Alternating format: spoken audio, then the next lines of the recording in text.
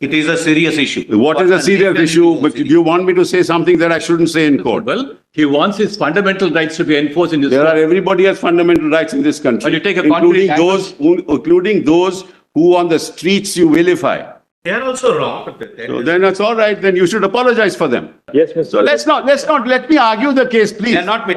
Sultan, I not think the case, sir. Mr. Solicitor, I, Malad, at the outset stated that Jammu and Kashmir is an integral part of India.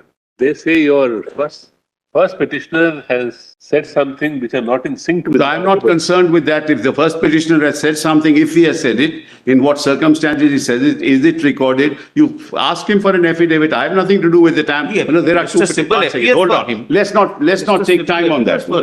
One second. Let's not take time on that. I am not standing for him for what he said if he said it. I'm not here. Mr. Sibal, do we take it that Mr. Lone, therefore, unconditionally accepts the sovereignty of India and that Jammu and Kashmir is an integral part of it? He is a member of Parliament today. He has sworn to the Constitution of India. He is a citizen of India. How can he say otherwise? And if anybody has said it, Malad, I, at my level, deprecate it. No, it is one thing for Mr. Sibal to deprecate. Let's not go into an issue. A litigant before your lordships. Ask him to file an affidavit. Then I have nothing to do with it.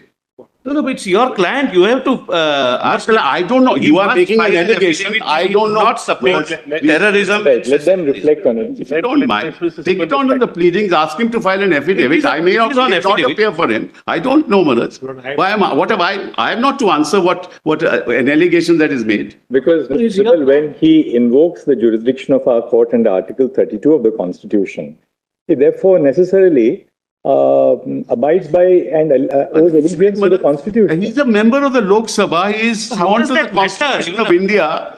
He's a citizen of India. One second, Mr. Sultan. But that's one second. That's a submission, Mr. Sibal. But we want to have it from him that he unconditionally accepts that Jammu and Kashmir is an integral part of India, and that he abides by and owes allegiance to the Constitution. Of course, he has sworn to it. Terrorism and became a member of the Lok Sabha. He swore to it. Mr. Sibal, because then when you argue and you accept, as far as sovereignty is concerned, you accept the sovereignty of the, of course. Number one, the people of India. Number two, that J&K is an integral part of India. When you argue, your client says something outside the court, something different to it, there's contradiction. And probably then, he's also accepting there was an issue and a problem which had to be dealt with. If I start, Manoj, recounting... No, I'm not saying that. So be clear on that. Manoj, it will unnecessarily lead only, Manoj, to a media coverage. Let us not go that route. We are arguing a pure constitutional issue. Manoj, there is a speaker of the BJP who was present there when this allegedly happened. There are some people who asked him to say something which he did not say. Why do you want me to go into all this? No, please go into it. I have no difficulty. Lord, there is it is not part of the record. It has been withdrawn. It has been deleted from the record. It is said in the...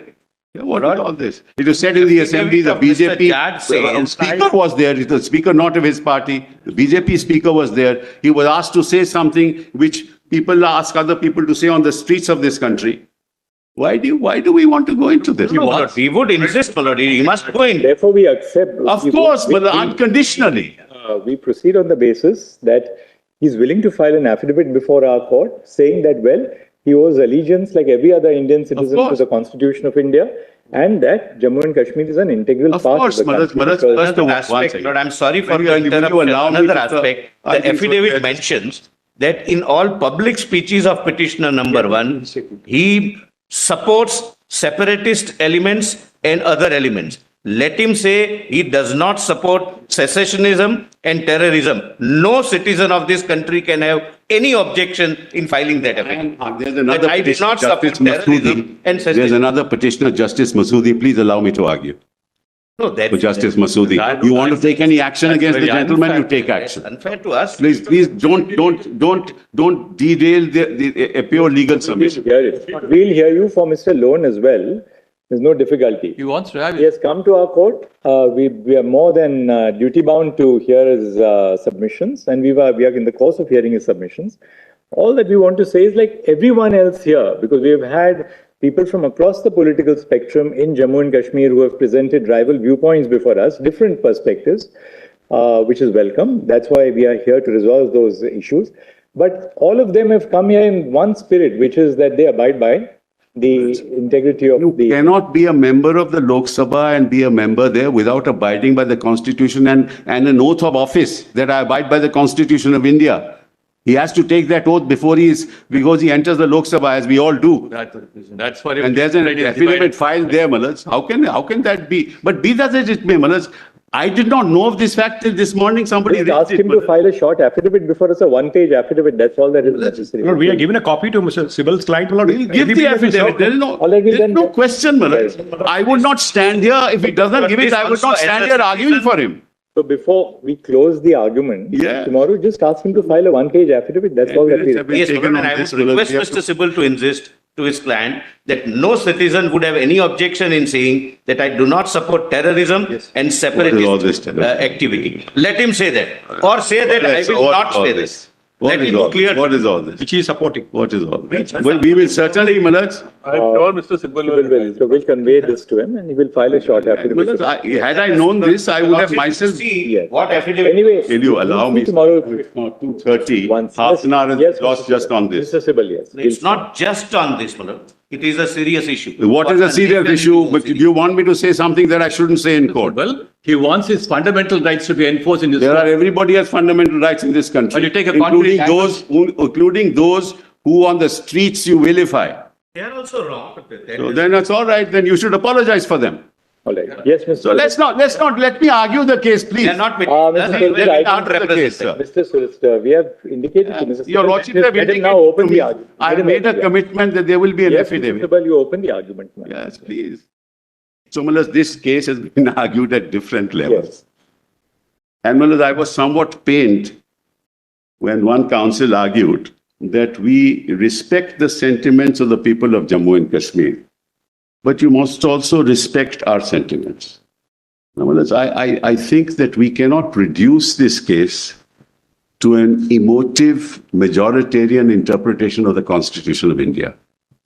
Whereas all residents in Jammu and Kashmir are citizens of India, they are as a part of India as anybody else.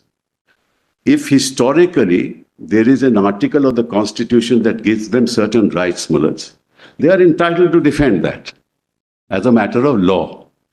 Yes. That those rights may be taken away, may not be taken away, constitutionally or without reference to the Constitution is another matter. But to say that you must respect our sentiments as if they are somebody else itself is creating a kind of chasm that shouldn't be created, especially in court. That's number one. Number two, Malats, and I adopt Mr. Salve's argument, that we are concerned with the interpretation of 370. Read the text, understand the context, and interpret 370. I entirely agree with that. And that's exactly what I'm going to do before your lordships. Number three, Malats, if you look at the history of India in that context, Malats, you will find that Jammu and Kashmir had no links with the rest of India, geographically. No links. No part of the territory of Jammu and Kashmir was linked to the rest of India. And the two principles on the basis of which accession had to take place was contiguity. You have to be contiguous. That's how Mallas, states like Junagadh, Hyderabad, many other states which are internally, which were within India, could never accede to Pakistan because that principle could not be established. So you had to have contiguity, and you had to have population. These were the two principles. And the decision, the third, was to be taken by the ruler. These were the three principles on the basis of which accession took place. Factually, Mullas, Jammu Kashmir was not contiguous to India. How do you say that, Mr. Because, Mullas, it is Radcliffe, when he came and he made the award, he gave Gurdaspur to India. That's how we got contiguity. That's part of the Radcliffe Award. Of course, Radcliffe, when he came, knew nothing about India. So you might appreciate, Mullas, what were the forces behind it. And Firozpur was a district connected to Gurdaspur, which had a Muslim majority population. Firozpur was also given to India. That established contiguity. That one historical fact, Mullahs, your lordships may note. And it's part of the records, Mullahs, of the case. The second grave issue that was confronting India at that point in time was Greater Punjab was Muslim dominated, not the bifurcated Punjab. The majority population was Muslim. If you gave Greater Punjab, or what was Punjab at that time, to Pakistan, their boundary would reach. And if India got all of Punjab, our boundary would reach Lahore. Neither Pakistan would accept it, nor India would accept it. These are historical, this is a historical background in the context of which the fate of Jammu and Kashmir was to be decided. Note another fact. Jammu and Kashmir had a constitution, a detailed constitution of 1939, which had an administrative structure like any other democratic structure, except that the Praja Sabha was dominated by Dogras. In fact, all the nominees in the Praja Sabha were Dogras. Sheikh Abdullah, who had an egalitarian outlook, was dead against the ruler and therefore was imprisoned. There was a popular movement in Kashmir against Harish Salve. Sheikh Abdullah and Pandit Nehru were of the same bent of mind, because Pandit Nehru also showed utter distaste for the concept of rulership. In fact, it was Sardar Patel who said, we must honor our constitution. Nehru said, no, we shouldn't. We shouldn't give anything, no privy purses to the ruler. That's all a part of record of history. That's why when the invaders came into Jammu and Kashmir, Nehru said, release Sheikh Abdullah first. And he became the interim prime minister. He then was made a member of the Constituent Assembly of India to negotiate the terms of the details of the accession. And remember, the constitution of Jammu and Kashmir, like no other princely state in India, no other, I say, was drafted after 1950.